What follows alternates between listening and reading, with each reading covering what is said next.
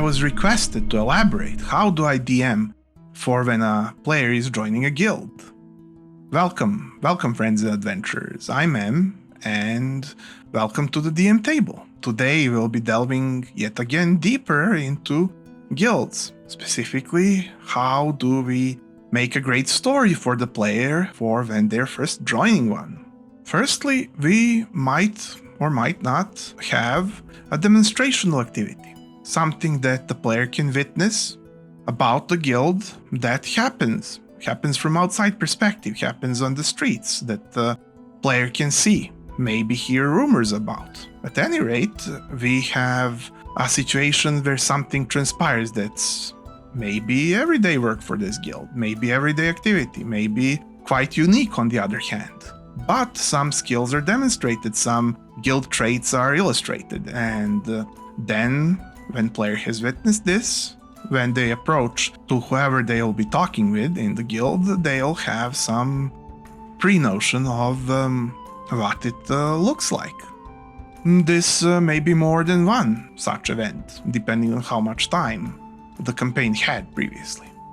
In any case, next step, we want a face that the player will be talking to first. Now, mind you, none of these steps are set in stone. I'm just illustrating how I frequently do it and simplifying it a bit for reference, but you can all think of your own examples as we go along, and I can, usually think of mine as I go along with the campaign. But as such, I'll try to give good examples here.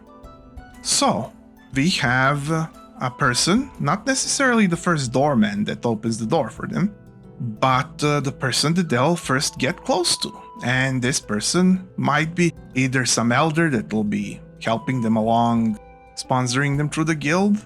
It might be their future captain that will be giving them missions and training them. But my favorite is when this is a peer, somebody that'll be along with them for the ride. Maybe just slightly earlier joined than them, but pretty much as lower rank as they are, pretty much as fresh-faced as they are, but maybe with some experience that will carry the story along.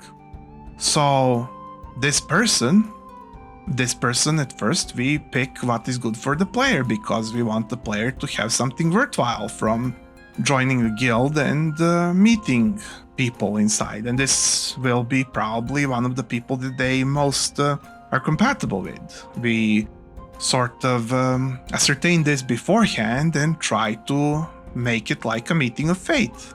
Like they just sort of go inside the guild, and one of the first people they meet is this very compatible person. But it's not about meeting this person first, it's more about we knowing who this person will be and setting ahead a bigger description budget and story budget for this person, as opposed to some other people that they pass along the way and say a few words to. Maybe they pass a weapons master and get the weapon on the way, but maybe this weapons master isn't that important, or maybe usually the weapons master is important enough that later we'll have more exposition about him or her, but yes, this first person that they get to really step into close contact with, this will be their peer in this case. So the peer at first may present public face of the guild, with mannerisms that fit the guild's public face. So we can see some skill demonstrations, we can see what the person is proud of from what they have learned, what they have joined, what they like. And if the person is happy, the person might sort of boast and guide the newcomers through the nice features of their organization. But if the person is dissatisfied, they may, from fear or other thoughts, cover up some things about the guild. Maybe we have a more mixed or neutral approach, which still brings some intrigue along with. Because whilst we know what kind of feelings and situations bring about the happy approach or the not so happy and timider approach, what about the all other possible approaches? Maybe the person is very flamboyant. Maybe they love doing what they're doing, but maybe they have things they hate from inside the guild. Maybe they have rivals. Maybe they have subordinates that they like. Maybe they have subordinates that they don't like. Maybe they don't care for some part of their duties, but care greatly for another part of their duties. We see where does the guild meet the person, but from the outside for now, somewhat, although the person might be trying to approach personally to the player as a friend or just as a acquaintance that will be in close contact with them. In any case, there will be some enclosening, and that enclosening will result in person revealing more and more step by step on what kind of personality do they have. What do they think about the guild and what do they want to hide that they are thinking about the guild? Or maybe not, but some other traits instead. Also, some of these will not be intentional. Maybe the person has a habit of tapping fingers on top of the desk, but this is not really so much related to the guild, or is it as much to their personality? But we can see indeed, as I said, where does the guild meet the person and the person meets the guild? What did they sort of keep from their experiences in the guild and what did they bring along by themselves? So we see how this person works, how they do their daily job, what habits do they have, what hopes do they have, what do they do from day to day, and what is their relationship with the whole situation. But we should, before things escalate further, head the player off at the pass, and before the player starts taking full interest with plans involved about this person, we should have this person symmetrically take interest in the player, and we should see and express what does this person feel and want from the player. What does this person project into the relationship with the player? What does this person expect from the player simply?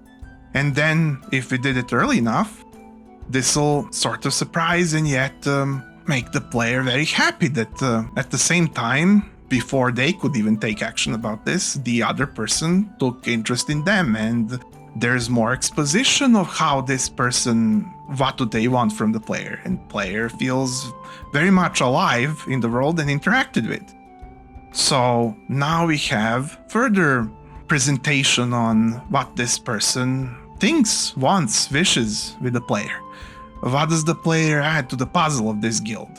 Maybe the guild is big enough and the campaign is long enough that this isn't so much to the guild at the moment as to the peer dynamics in this group that might become part of the main party or might not, but at any rate, this is true for any sort of guild or place that the player could join, even if it was a school or something like that. When they meet another student, it's just simply how they form their dynamics of knowing each other. And once this happens, then we can see what situations is this person part of, and which do they keep more private, which do they keep more public, and which would they like to involve their friends in. Their old friends perhaps only, therefore not so much new friends that need to sort of take it upon themselves to break the facade and go into the more intimate sphere with the person to be trusted enough to undertake these quests and situations that are more private. Or maybe the person involves new friends in this sort of thing because they have high hopes for them, or maybe because they think them disposable. But at any rate, this is where we get to situations, and these situations make for expanding the story about the guild, about the person, and about life therein. But we shouldn't forget the guild itself. This should all be between the lines of actions that the guild requires of both of them, and tasks that are placed upon them, situations that are common and everyday, that both characters need to pass to be seen there in the guild working. At this point, we have created an environment which player and other characters are responding to dynamically. And this gives us easy grounds to build the story further, because now we can see what people are thinking, doing, what are their motives, why are they doing things, and who are they doing things for? How do they do things, and what do they want to avoid? And once we have all this data, we can just make stuff happen further. It's easy at that point, really. And that's how you world build for your guild further. Of course, we pre-picked all the guild outward stats first so that we know what the guild is all about and what is its flavor, what is its culture. So that now inside we can show off that culture as it's going along, as it works. So that we see how does that culture influence personalities within. What do they do and say on day-to-day basis that they wouldn't otherwise unless this culture, this situation, if it didn't exist?